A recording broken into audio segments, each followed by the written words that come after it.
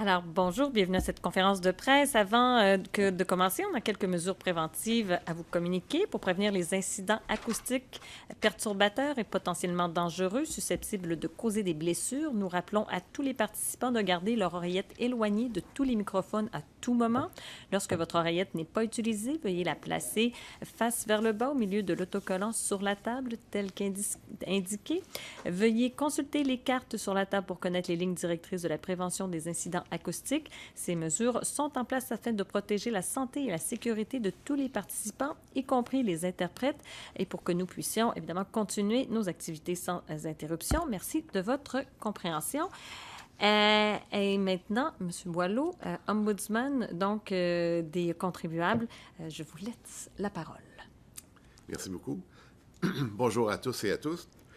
En tant qu'ombudsman des contribuables du Canada, je suis très fier de publier mon rapport annuel de 2024-2025. Ce rapport annuel met en évidence les principales réalisations de mon bureau, cerne les enjeux liés aux services à l'Agence du revenu du Canada et décrit les tendances dans les plaintes que nous avons reçues de la part des Canadiens concernant le service qu'ils ont reçu de l'Agence. Le rapport comprend également 2 recommandations à l'intention du ministre des Finances et du Revenu national et de la présidente du conseil de direction de l'Agence afin d'améliorer les services offerts aux Canadiens. Ce rapport couvre les activités de notre bureau du 1er avril 2024 au 31 mars 2025. Mon mandat de 5 ans en tant qu'ombudsman des contribuables prendra fin le 3 octobre prochain. À ce titre, le présent rapport annuel comprend également une rétrospective des activités de notre bureau pendant mon mandat, en particulier le travail accompli auprès des populations vulnérables et difficiles à joindre. Pour mettre en lumière ce travail, un chapitre du présent rapport analyse les mesures que l'Agence a prises et pourrait prendre à l'avenir pour améliorer ses services aux plus vulnérables.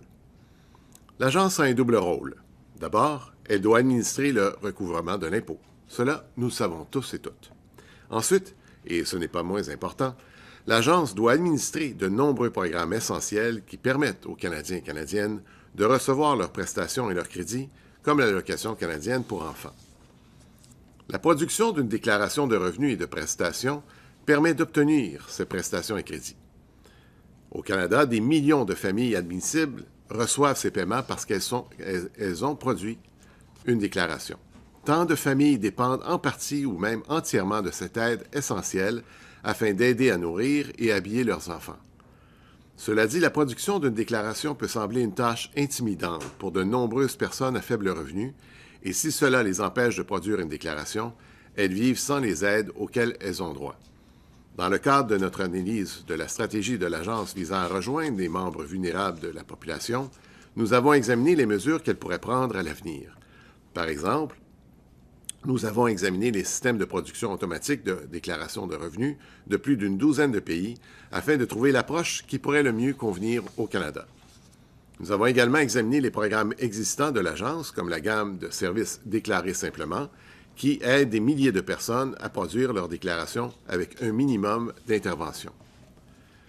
Et j'ajouterai aussi quelque chose d'autre, c'est que la dernière fois qu'il y a eu une révision de notre système fiscal remonte, et je peux faire erreur, mais aux années 1972, alors que c'était pour compléter la commission royale d'enquête de Kenneth Carter de 1962. Ça commence à faire une mèche. Toutefois, l'un des programmes existants les plus importants est le programme communautaire des bénévoles en matière d'impôts, le PCBMI, ou le service d'aide en impôts, programme des bénévoles, le SAIPB, au Québec. Dans mon rapport précédent, j'avais formulé 2 recommandations à l'Agence pour élargir et améliorer ces programmes essentiels. Cette année, j'ai jugé utile de souligner à nouveau leur importance. En cette période où les programmes et les services gouvernementaux risquent d'être réduits, il était important de souligner que le PCBMI a clairement démontré son incidence importante sur les particuliers et leurs familles. Dans le rapport de cette année, je recommande donc que l'Agence fournisse un programme de subvention financé de façon permanente pour les organismes qui participent au PCBMI et au SAIPB afin d'appuyer leur comptoir d'impôt gratuit pour les contribuables admissibles et de les aider à compenser leurs coûts d'exploitation. Imaginez ma déception lorsque j'ai appris que l'Agence avait considérablement réduit le programme de subvention du PCBMI pour cette année. Il n'offre désormais que 5 $ par déclaration produite et a supprimé les paiements supplémentaires pour les organisations œuvrant dans les communautés rurales, nordiques et autochtones. Bien que l'Agence soit une grande organisation, elle ne peut pas être présente partout. Ces organismes communautaires sont en contact direct et courant avec les personnes vulnérables. Il est essentiel que l'Agence tire parti de ces organismes pour soutenir les contribuables afin qu'ils puissent obtenir les prestations et les crédits auxquels ils ont légalement droit. À un niveau plus fondamental, ce rapport met en évidence certaines de nos observations concernant les communications de l'Agence avec le public. Plus précisément, nous avons analysé la qualité de certains contenus qu'elle publie sur le site canada.ca. Comme indiqué dans le rapport, l'Agence est responsable de milliers de pages web sur le site canada.ca. Grâce aux plaintes que nous recevons et aux renseignements que nous recherchons régulièrement, nous avons constaté que la plupart des pages contiennent des renseignements utiles, mais que certains aspects pourraient être améliorés. Certains renseignements étaient difficiles à trouver, d'autres n'étaient pas pertinents par rapport au sujet de la page web. D'autres encore étaient incohérents d'une page à l'autre. Nous avons également constaté des cas où les renseignements étaient inexacts, obsolètes, trompeurs, ou peu clairs, ou tout simplement inexistants. En améliorant les renseignements qu'elle publie sur canada.ca, l'Agence fournit non seulement des renseignements clairs aux contribuables, mais elle évite également les appels à ses centres de contact déjà débordés. Les utilisateurs n'auront pas besoin d'appeler l'Agence pour obtenir des renseignements ou des précisions s'ils peuvent les trouver facilement en ligne en premier lieu. Par conséquent, le rapport, je recommande donc également que l'Agence effectue un examen complet de son contenu sur le site canada.ca, y compris l'architecture et le contenu de sa page web, afin de supprimer les renseignements redondants et de s'assurer que les renseignements qu'elle fournit sont pertinents, clairs, concis et faciles à trouver. L'examen devrait être achevé d'ici le printemps 2026 et l'Agence devrait commencer à mettre en œuvre les changements d'ici l'automne 2026. Les plaintes que nous recevons orientent fortement notre travail. Oui, nous aidons les contribuables particuliers à résoudre leurs enjeux liés au service avec l'Agence. Cependant, nous examinons également les enjeux récurrents dont ils nous font part. Cette année, les tendances n'ont pas été une surprise. Elles correspondaient toutes à des catégories que nous avions déjà observées parmi les 5 principaux domaines de plainte. Most notably, the top trend in complaints touch on issues with the information provided by contact center agents. These complainants told us that if they were able to reach the CRA's contact center, agents provided them with incomplete, inaccurate, or unclear information. Others were unable to even reach an agent because the wait time were too long or they could not get into the queue. The second highest trend was about delays experienced with income tax and benefit return processing and adjustments. These complaints touch on issues related to processing returns beyond the CRA's publishing service standards. It is important to note that there are several exceptions to the service standard. However, even in this context, it is still significant that complaints about this subject were this high. Third on the list of trends were complaints that touched on an issue related to the CRA failing to consider the taxpayer's personal circumstances when taking collection action. In some cases, the taxpayer claimed that the collection action put them in financial hardship. And for trends 4 and 5, they respectively made up a similar amount of complaints. The fourth trend was about issues related to the burden that the CRA's review of a taxpayer's CCB eligibility put on them. In these cases, the CRA told them that the information they had provided was not sufficient, even if they had provided most of what was requested. They claimed that the CRA had not clearly informed them why they were provided not informed them why what they had provided was not sufficient and why additional documents were required. I apologize. And finally, the fifth trend was about issues related to the CRA's service feedback program not responding to the taxpayer's complaint within its published service standard. With the budget cuts the CRA is facing, I predict that these complaints will not go down in the near future.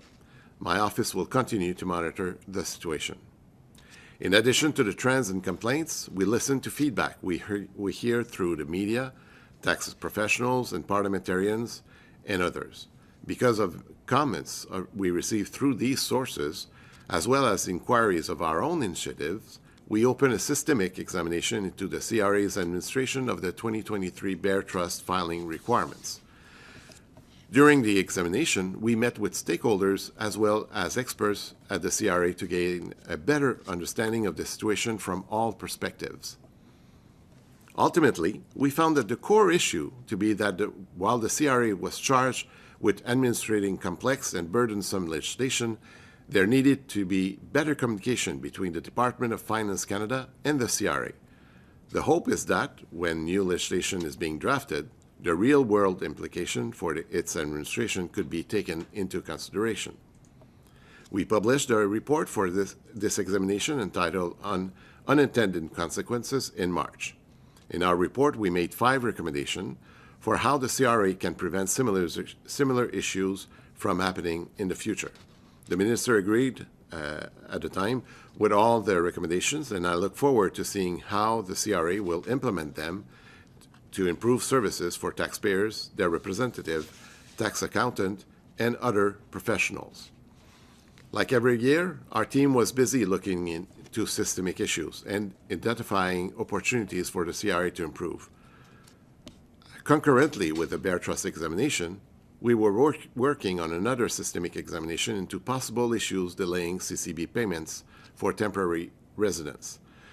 Most temporary residents who meet the condition for the CCB, including being in their 19th month of continuous residency in Canada, are eligible to receive this benefit. However, after receiving only one complaint, we found communication and processing issues causing unnecessary interruptions in CCB payments for some temporary residents. Therefore, we saw that there could be systemic issues affecting more people. We published our findings in March as well in our report entitled Timing is Everything. In this report, we made 11 recommendations, most of which were focused on how the CRA could better communicate with temporary residents about their obligations so that they could avoid interruption in their CCB payments.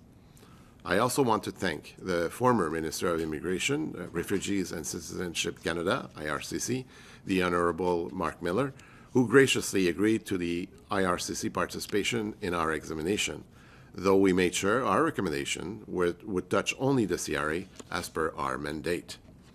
While the CRA accepted the majority of our recommendation, I was somewhat disappointed to see that it didn't agree with 3 of the 11 recommendations. We don't make recommendations lightly. They are always based on the facts of the situation and take the perspective of all parties into consideration.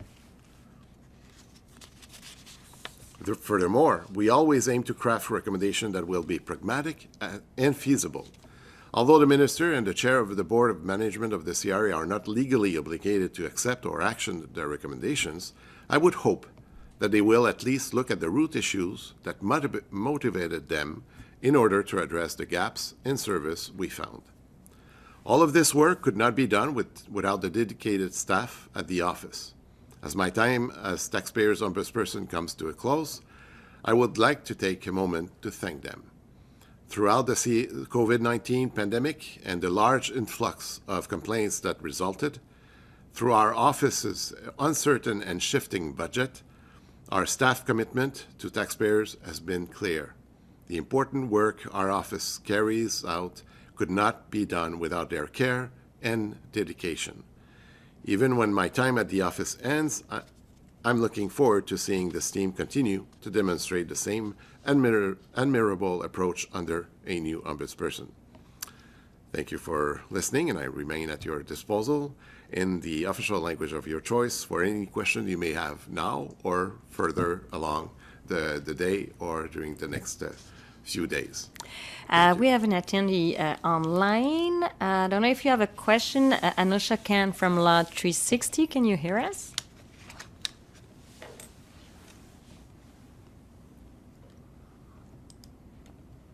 Oh, is that... If you, if you can unmute, we will be able to hear you.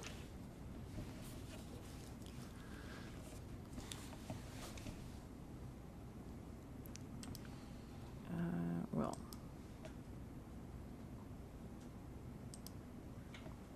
Well, Anusha, you don't have any question for us. Do you want me to try with this? No? No, that's okay. So, mais merci d'avoir été là. Merci, félicitations pour votre mandat. Et puis, moi, je suis convaincue que vous aurez des appels par la suite. C'est à Je suis pas inquiète. Merci. Merci beaucoup. Thank you very much. Merci. Je pense que c'est vraiment ça, M. Boileau, c'est une question de timing. Oui. Je compétitionnais avec toute l'actualité actuellement. C'est que ça relève d'être un sport un défi insurmontable en ce moment.